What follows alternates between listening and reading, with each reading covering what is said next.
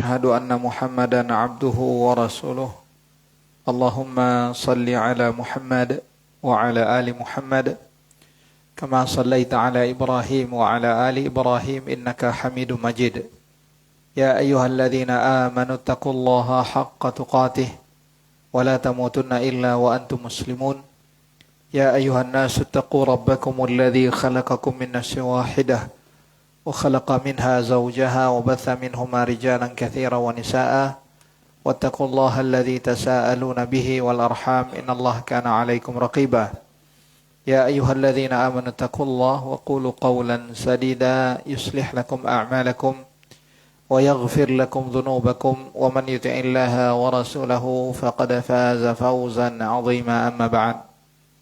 Alhamdulillah, senantiasa kita bersyukur kepada Allah. Kita memuji Allah Subhanahu wa taala ala taufiqihi wa amtinanihi wa ma bikum min ni'matin famin Allah.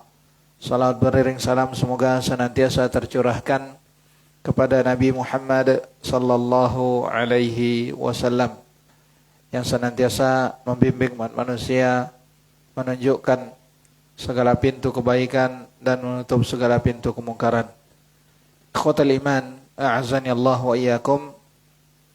Kita lanjutkan pembahasan dari hadis yang keempat yang dibawakan oleh Al-Hafidh Abdul Ghani Al-Maqdisi rahimahullahu taala di dalam bab at-tasyahud, di mana pada pertemuan sebelumnya kita telah membahas hadis yang ketiga di antara doa yang diajarkan oleh Rasulullah sallallahu alaihi wasallam untuk dibaca setelah kita menyelesaikan tasyahud dan sebelum salam, di mana kita diajarkan untuk berta'awudz, meminta perlindungan kepada Allah Subhanahu wa taala dari 4 perkara.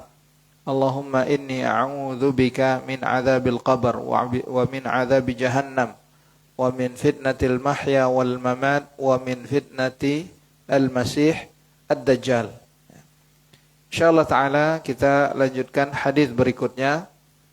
Qala Al-Hafidh Abdul Ghani Al-Maqdisi rahimahullahu taala an Abdullah ibn Amr ibn al-As radhiyallahu anhuma عن أبي بكر الصديق رضي الله عنه أنه قال لرسول الله صلى الله عليه وسلم علمني دعاء أدعو به في صلاتي قال قل اللهم إني ظلمت نفسي ظلما كثيرا ولا يغفر الذنوب إلا أنت فاغفر لي مغفرة من عندك وارحمني إنك أنت الغفور الرحيم. Ikhwatal iman, a'azani Allah wa iyyakum. Ini hadis yang keempat yang dibawakan oleh Al-Hafidh Abdul Ghani Al-Maqdisi rahimahullahu taala. Hadis ini dari sahabat Abdullah bin Amr ibn al-As radhiyallahu anhuma. Beliau adalah Abdullah bin Amr ibn al-As ibn Wa'il al-Qurashi as-Sahmi radhiyallahu anhuma. Ulida ba'da abihi bithnatay ashrata sanah wa aslama qablahu. Baik, kita dengarkan adzan. Wassallallahu ala nabiyina Muhammad wa ala alihi wa sahbihi wasallam.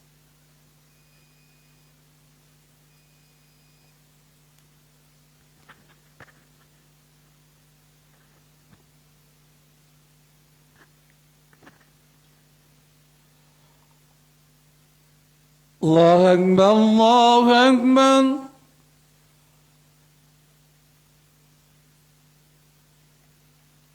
Allahu Akbar, Allahu Akbar.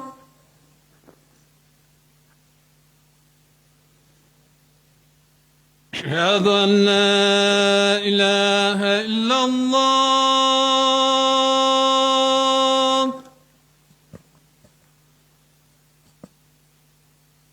أشهد أن لا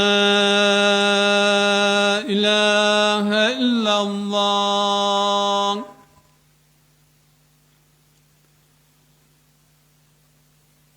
أشهد أن محمد رسول الله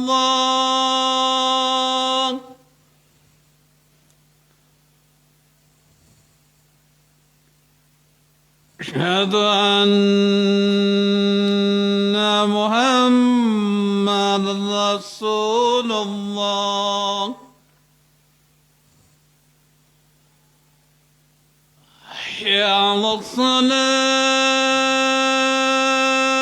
الصلاة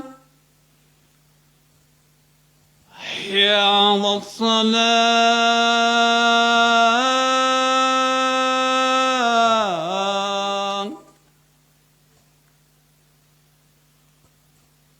حي على الفلاح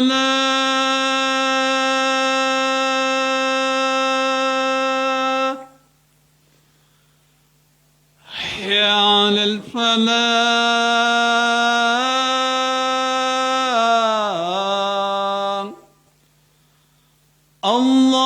الله أكبر الله أكبر لا إله إلا الله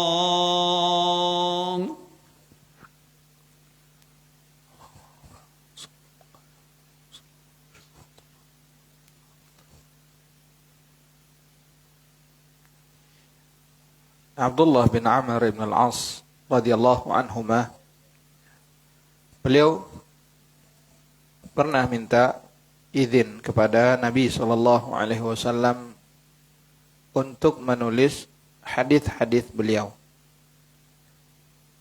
Faqal, ya Rasulullah, aktubu kullama asma'u minka fil ridha wal ghadab. Beliau berkata, ya Rasulullah, bolehkah aku menulis segala sesuatu yang aku dengarkan dari engkau ya Rasulullah, baik dalam kondisi ridha ataupun dalam kondisi marah. Itu ketika engkau ridha dan ketika engkau marah, bolehkah aku menulis segala perkataan yang engkau ucapkan ya Rasulullah, yang aku dengarkan dari engkau ya Rasulullah. Maka kemudian Nabi SAW berkata, na'am, fa inni la aqulu illa haqqa. Iya, Rasulullah SAW mengizinkan Abdullah bin Amr bin Al-As radhiyallahu anhuma untuk menulis segala sesuatu yang diucapkan oleh Rasulullah sallallahu alaihi wasallam. Karena kata beliau, fa inni la aqulu illa haqqa. Karena sesungguhnya aku tidak mengatakan kecuali sesuatu yang benar. Karena Allah Subhanahu wa taala mengatakan, wa ma yantiqu 'anil hawa in huwa illa wahyun yuha. Waalaikumsalam warahmatullahi. Wa ma yantiqu 'anil hawa in huwa illa wahyun yuha. Rasulullah sallallahu alaihi wasallam, beliau tidak berbicara berdasarkan hawa nafsunya. Apa yang beliau ucapkan itu adalah merupakan wahyu dari Allah Subhanahu wa taala.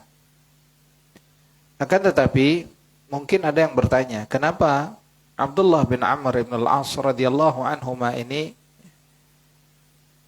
tidak banyak hadisnya sebagaimana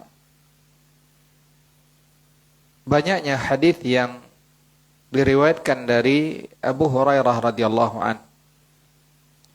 Kenapa tidak banyak riwayat hadis dari Abdullah bin Amr bin As sebagaimana yang kita dapatkan banyak hadis yang diriwayatkan dari Abu Hurairah radhiyallahu an?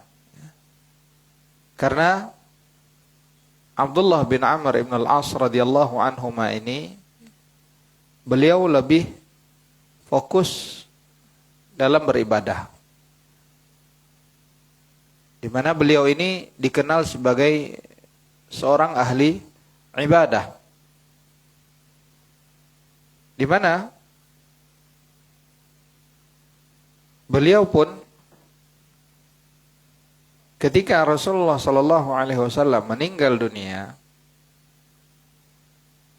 dan setelah Rasulullah sallallahu alaihi wasallam meninggal dunia, beliau tengah atau di dalam kondisi sedang beribadah. Sebagaimana disebutkan bahwa Abdullah bin Amr bin al-As radhiyallahu anhuma ini pada awalnya beliau senantiasa berpuasa setiap hari. Kemudian beliau juga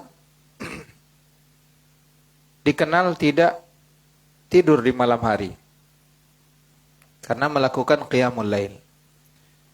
Maka kemudian Nabi SAW memerintahkan Abdullah bin Amr bin al-As radhiyallahu anhuma ini untuk melaksanakan puasa satu hari, kemudian keesokan harinya tidak berpuasa dan berpuasa di hari berikutnya. Dia melakukan puasa Daud. Dan Nabi SAW juga memerintahkan Abdullah bin Amr bin As radhiyallahu anhuma ini untuk tidur setengah malam, kemudian bangun di sepertiga malam, dan kemudian tidur lagi di seperenam malam berikutnya. Dan beliau meninggal dunia pada usia 72 tahun. Dan tentang di mana beliau meninggal dunia ini diperselisihkan oleh para ulama. Al-Imam Ahmad rahimahullahu taala beliau mengatakan mata Abdullah bin Amr bin al-As fi layali al-harrah wa kanat fi akhiri Dzulhijjah. Itu beliau meninggal di akhir bulan Dzulhijjah kata Imam Ahmad pada tahun 63 Hijriah. Ikhwatul iman a'azani Allah wa iyyakum. Hadis yang diriwayatkan oleh Abdullah bin Amr bin al-As radhiyallahu anhuma ini adalah terkait dengan atau di antara doa yang diajarkan oleh Rasulullah sallallahu alaihi wasallam untuk dibaca di dalam salat.